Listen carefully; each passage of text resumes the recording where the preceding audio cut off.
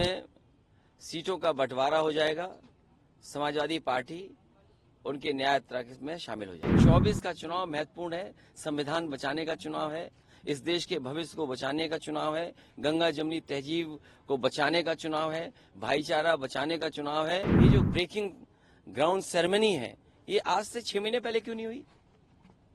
अगर इन्होंने बजट में पैसा रखा होता और इनकी जो पॉलिसीज हैं अगर उसके तहत कोई इंडस्ट्रियलिस्ट आना चाहता तो पहले भी आ सकता था। चुनाव आ गया है, इसीलिए लगभग 50 लाख बच्चों से परीक्षा लिखवा रहे हैं। चुनाव आ गया है, वोट चाहिए, इसलिए ग्राउंड ब्रेकिंग सेरेमनी हो रही है। अभी बातचीत चल रही है, कई दौर में बातचीत हो चुकी है, कई सूचियां उधर से आई, सूची इधर से भी गई। जिस समय सीटों का बंटवारा हो जाएगा, समाजवादी पार्टी उनके न्याय यात्रा में शामिल हो जाएगी। कांग्रेस के प्रभारी कह रहे हैं सर कि हम मायावती के संपर्क में है, बातचीत। देखिए, उन बातों को मैं नहीं दोहराना चाहता हूं। किसी दल का किससे बातचीत है मैं नहीं दोहराना चाहता हूं। और मीडिया के लोग, आप भी सोचो, आप भी पॉलिटिकल पार्टी मत बनो। मैं जब चर्चा सुबह सुबह सुनता हूं, देखता हूं, आपको बजट अच्छा मिलता है। जिसको बजट अच्छा मिलेगा वो भाषा उसी की बोलेगा जो बजट देगा। कहीं ऐसा ना हो कि कुछ ऐसे फैसले आ जाएं तो आपका चैनल की क्रेडिबिलिटी क्या बचेगी, या जो लोग ज्ञान दे रहे हैं उनकी क्रेडिबिलिटी क्या बचेगी।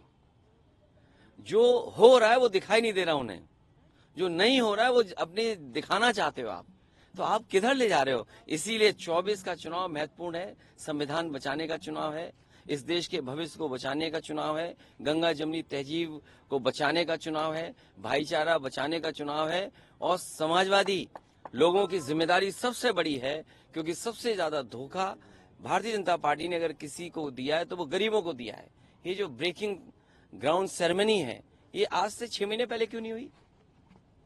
अगर इन्होंने बजट में पैसा रखा होता और इनकी जो पॉलिसीज हैं अगर उसके तहत कोई इंडस्ट्रियलिस्ट आना चाहता तो पहले भी आ सकता था।